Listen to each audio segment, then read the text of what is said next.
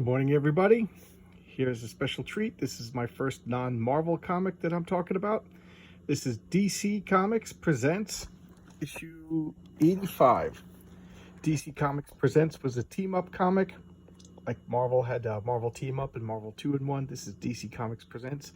In this particular issue, it's Superman and Swamp Thing. I love this cover. This is by artist Rick Veitch, 1985.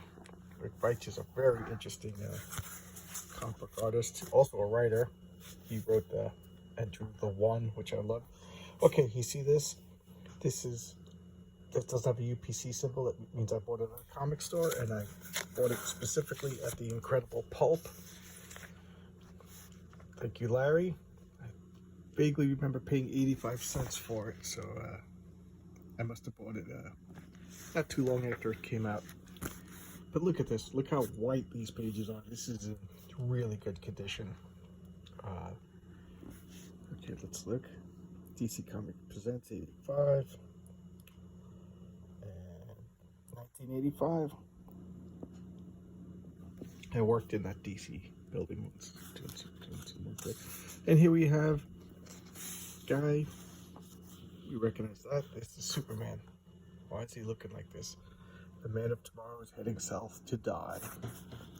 And that's how, well, I'll talk about that in a second, but look at this.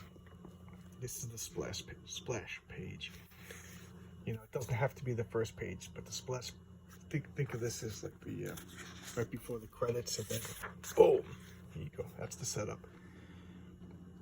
What's going on? This is just bizarre, even for Superman. You know, look at that. In a car, driving, looking mopey. The story is by Alan Moore. Artist is Rick Veitch. The inker is Al Williamson. The letter is Costanza, which we've seen in a couple of the Marvel comics we talked about. Artist Tatiana Wood. She was hands down my favorite colorist at the time. Just an amazing colorist. And this is before digital, so this was all done with brushes and pens. And editor Julius Schwartz. That was hard for me to say. And I'll go down the line. Alan Moore. He wrote The Watchmen. He wrote the Jack the Ripper story From Hell with the movie with Johnny Depp. That From Hell is terrifying. It's a comic book that actually scares you. Alan Moore wrote, of course, the amazing Swamp Thing comic, and anybody who's interested in comics who doesn't know comics, just get the trade paperbacks of Alan Moore's Swamp Thing. You will not go wrong. It is amazing, just amazing. The guy is a legit genius. Okay, and I already talked about Rick Veitch. Al Williamson's an inker, old school inker.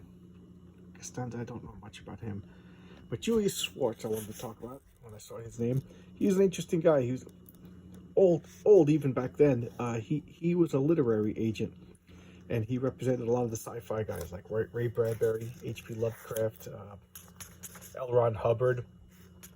So he started out as an agent, and then got into working at comics, and just the guy had an amazing ability to see which way the wind was blowing, and adapted and changed. He came up with the Justice League. He took all the top-selling DC comics of the time and then got them all on one team. It was by far the biggest selling comic. I know I'm skipping through the pages talking about Julius. I'll fill you up with the story. Long story short, they go to a conference. They see a meteor. Meteor has a spore.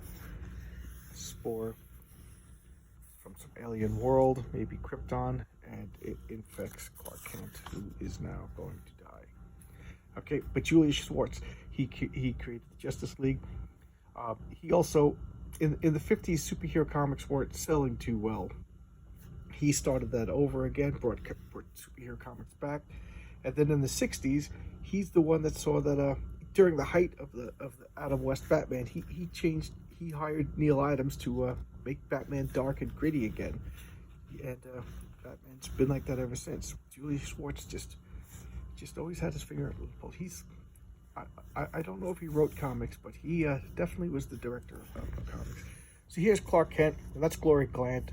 at this point in DC, he's a TV newscaster, and that's his co-host. And he's getting sick. Cuts back. You can see these flashbacks in time. You know, he's freaking out. Okay. Welcome to the Scarlet Jungle. The blood boral is a usually dangerous fungus, so it's some sort of Kryptonian fungus, so it affects him. And he's driving. Why is he driving? It's here.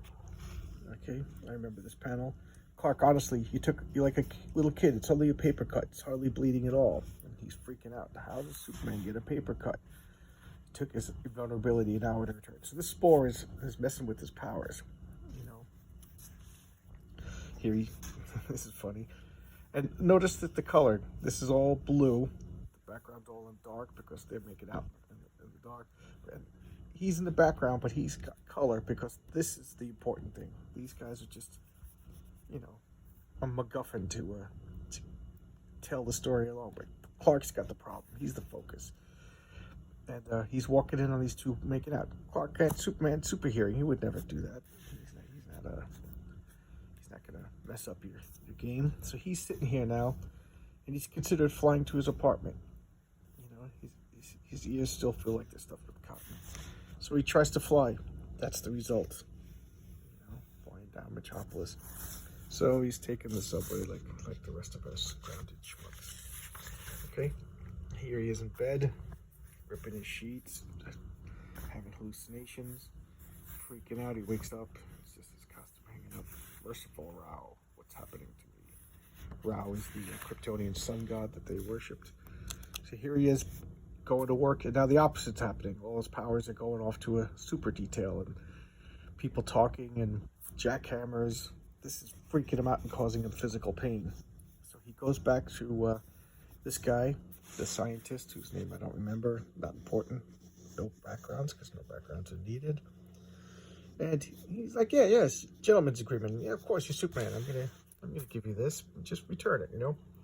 You're Superman. See, everybody trusts Superman. He's a good guy. Not like the Man of Steel movie where everybody's afraid of Superman. That's why the DC movies, I'm not a big fan of them. So here he is examining everything. He's kind of afraid to go out. Oh, and I skipped something important. He understood he was going to die. The only question that remained was where. So here he is. He knows that this Kryptonian fungus is going to kill him. So he's thinking, he's going over a map. You know, he can't go over here because this disease is going to cause him to overexert himself and kill himself by exhaustion. So that's Superman. You know, if he goes over here, he'll damage because you know, Flash and Wonder Woman, they're going to try to save him. Glory Grant and Batman are going to try to save him. Jimmy Olsen's going to try to save him. He'll just kill him. He's Superman. He's dying through overexertion. So he drives because his powers. He's passing out. Crashes the car. Car flips. Fire everywhere. Look at that face. He's on fire. He's hallucinating though. He doesn't know he's on fire. He's just thinking he's going through the Scarlet Jungle. I'm in the jungle. I'm in the Scarlet. And he passes out. And then a much needed break from that emotional turmoil. So we calm down with some bonkers. Then get back to the story. He passes out. Right? What a coincidence. Swamp Thing. That Swamp Thing is just one of my favorite comic books. I know the movies are kind of cheesy, but even before Alan Moore took over, it was Bernie Wrightson and Len Wein, and I talked about Len Wein before. I created Wolverine. Just so Swamp Thing's always something about Swamp Thing just brings out the best in the writers. Here he is, looking sad. He doesn't even know it's Superman. I wonder who he is. He just knows that there's a person in pain, and this is in Superman's mind. He's looking around. Kryptonian carrion birds like vultures and worms that eat corpses are talking to him. You know, come with us. And he's like, leave me alone. You're all dead. He's like, no, we're not dead. We're extinct. Like all Kryptonians were extinct. Come join us. Become extinct forever. Look at this horrid creation. You know, whether it's not these are real Kryptonian things, I don't know. But he's hallucinating. And he's like, oh, he looks familiar. So he looks at this rock. You know, Swamp Thing, he has a rapport with all things that are plant-like. And he looks at the spore, he touches the spore, and the spore aggressively attacks him. Tries to take him over. He tosses it away. It's alien. It's a spore from another planet. Who is this guy? Oh, wow. Look at that. I can see that ad. Anytown, USA. This is they were fighting 2 wars. One in Europe, one back home. Angels with black wings. Yeah, this is Sergeant Rock. I think this is one of the Kubert brothers. I don't know which one should do in this. Sergeant Rock. Good stuff. Reese's Peanut. I guess. Yeah, Shattered. Okay, back to the story. Swamp Thing is trying to figure out why is this guy passing out with an alien spore. Superman's battling in his mind. And there it is. This is Superman. And Superman freaks out. Get away from me. And heat vision right to the chest. Boom. And that's why he wanted to go off into the jungles, into the swamp to die. Because he didn't want to hurt anybody. His friends or passers-by or whatever. Like Swamp Thing. You might be the plant god, but you just took heat vision to the chest. That's gotta hurt. And also keep in mind that the spores make him overexert to death. So that was some heavy duty. And here he goes. I think he's creating winds, knocking down stuff. Swamp Thing's like, what is going on? Here he is breaking rocks. He's using his vision and breath to create a hurricane. Yeah, hurricane spills from his lips. Swamp Thing's scared. I dare not look away. He's burning like a supernova, approaching its crescendo. Sweat drips from his brow, vaporizing instantly, rays from his eyes. I realize soon the overexertion will kill him. Even Superman has a limit. He won't let himself defense. The ads are pretty similar. Centaur comic. Bill Cosby says, if you can't send money, send you. And send to his power. He'll give you a drink if you go down there. Look at that. All right. Thanks, Bill. So here he is. Look at the hole in his chest. Okay. Superman's just, there's fire everywhere. And he's like, of course, I gotta do something. This is Superman. So here he is. I remember this panel. Mental contact with the spore. And with Clark Kent, with Kal-El, Superman. And boom.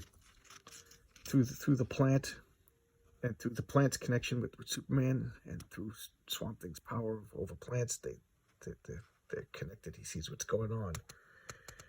Or Phantom, you can't. My planet died. I escaped. He thinks it's another hallucination, and he crushes his hand. But good thing that wasn't the Flash. Good thing that wasn't Wonder Woman. I'm not extinct. I'm alive. You're dying. See, Swamp Thing can just regrow, regenerate. Some heat vision. Please, you cannot destroy me. I'm a friend. You must not exert yourself. You're not going to get me. I'm Superman. Punch. Right? I go down. If I'm going to die, I go down fighting. I'm a warrior. It's fighting that's killing you. Relax. And you notice Swamp Thing's not fighting back.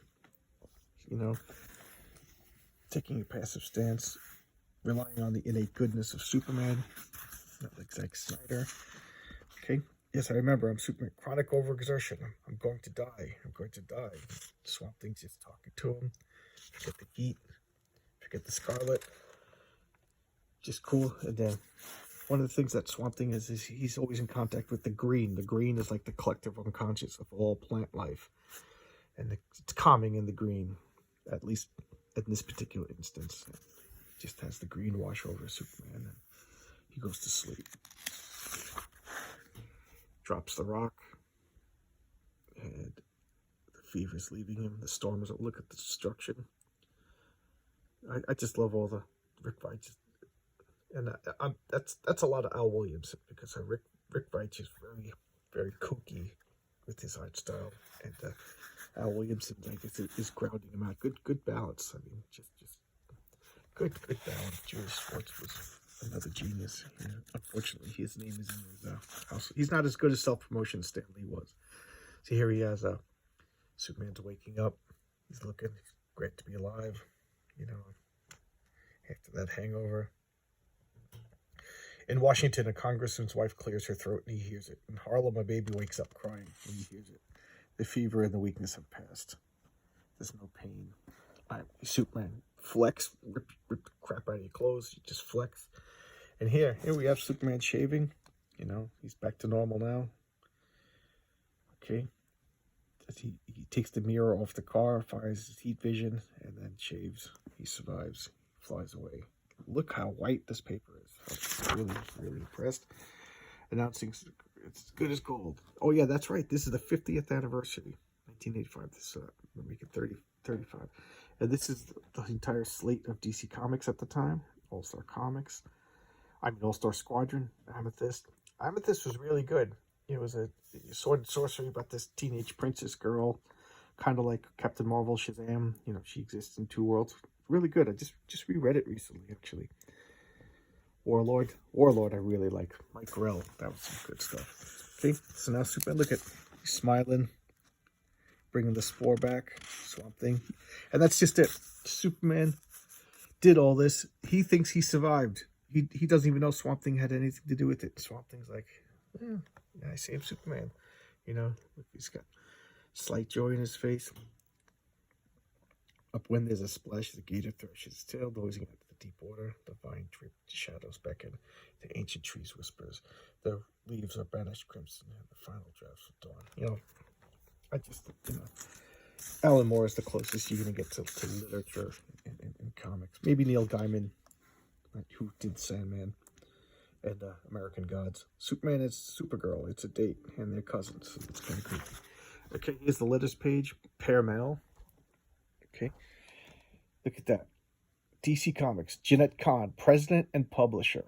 Okay, this is 85. Jeanette Kahn, the most powerful woman in comic books, probably the most powerful person. Dick Giordano, he was the vice president, executive editor, so he was in charge. He was like the Stan Lee or Len Wein or Roy Thomas or Jim Shooter. He another interesting guy. And Julius Schwartz, I think he was winding down his career. Julius Schwartz died in 2010, I think.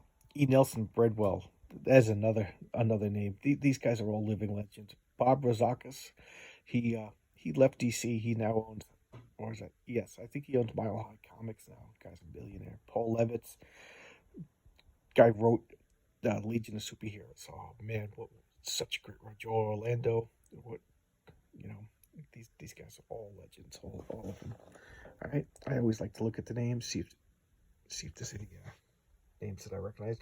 Kevin T. Brown, what he called a letter hack back then, wrote a lot of letters. Scott Bo Smith. Okay, is that the guy that drew Lobo? I think he was. Okay, yeah, I think Bo Smith later on became a professional. David Polyplank, there's the name. Okay, 2 pages. That bad, I don't know, but that Bo Smith, if it's the same guy. Oh wow, the masks are off. The excitement goes on for Infinity Incorporated by Roy Thomas, Todd McFarlane, and Tony DeZango. This is the comic that got me interested in DC. Before this comic came out, I was a Marvel fanboy. DC was for kids, you know. And my friend Mike, he showed me a copy of Infinity Incorporated, and it was before Todd McFarlane was even drawing it. I'm trying to remember. I think it was Joe Orlando was drawing it, and Roy Thomas was writing it. And these are all the children of the first generation of superheroes. So this is Fury, and she was the daughter of the original Wonder Woman. This is Scarlet. This is the Silver Scarab, who is the son of Hawkman and Hawkgirl. That's Northwind, who was the godson of Hawkman. Star Spangled Kid, he was from World War II. He survived somehow, some younger thing. This is Nuklon, a name that I've always hated, and he was the stepson or grandson of the original Adam. And Jade and Obsidian, the children of the original Green Lantern and the original Harley Quinn. And Roy Thomas, I already talked about Roy Thomas. He was the second editor-in-chief of Marvel Comics, and he left, and here he is. He worked for for DC. I think he still works for DC. He also has a comic magazine called Alter Ego, Alter Ego, that he still publishes. And great writer, working encyclopedia of all things comic books, but he got hung up on fixing continuity and crossing the T's and dotting the I's, and it really affected Infinity Incorporated when in '85 DC had the Crisis on Infinite Earths, and it took like this 50 years of continuity that was kind of confusing and not very welcoming for new people. So they kind of smushed it all together, and now they couldn't have 2 Wonder Woman and 2 Superman and 2, so they merged them all together, and it really messed up this comic. It never recovered. I mean, it went from one of its top selling to canceled within a year after that. And of course, Todd McFarlane, creator of Spawn, this was his first regular comic artist gig. So he was a young kid, eager to complete, and you can see his style is kind of not defined yet. He's still putting his feet down. And Tony DeZunger was his inker, but Todd McFarlane became a legendary. He owns a hockey team, movies coming out. He went out to found Image Comics. And this is his start right here, Infinity Incorporated. And here's the ad. This is meanwhile, this is like their editor-in-chief giving his newsletter, kind of like in soapbox. This is Meanwhile with Dick D'Adriano, and the back page. But here it is. This is DC Comics Presents Superman and Swamp Thing. Just a great story. I mean, if you're gonna, that's why I liked Alan Moore. If you're gonna do Superman, is just so powerful. You're just gonna write yourself in the corner when you do Superman. So that, there's nothing you can do. He's so powerful. He's going to solve everything. So what you do is you either talk about his supporting cast. That's why the supporting cast of Superman is so important. It brings a human element into it. Or you make Superman vulnerable. And that's what Alan Moore was always into, making Superman vulnerable. His other famous Superman story was Whatever Happened to the Man of Tomorrow.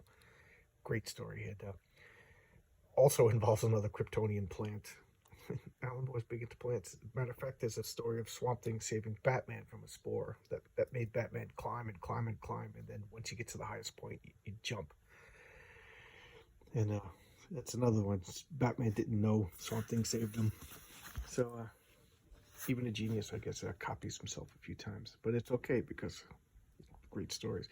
But here you go. I got to look up the value of this. This is in amazing condition. Hope you like that. That's my first non-Marvel comic. See you later. Subscribe, please. Thank you.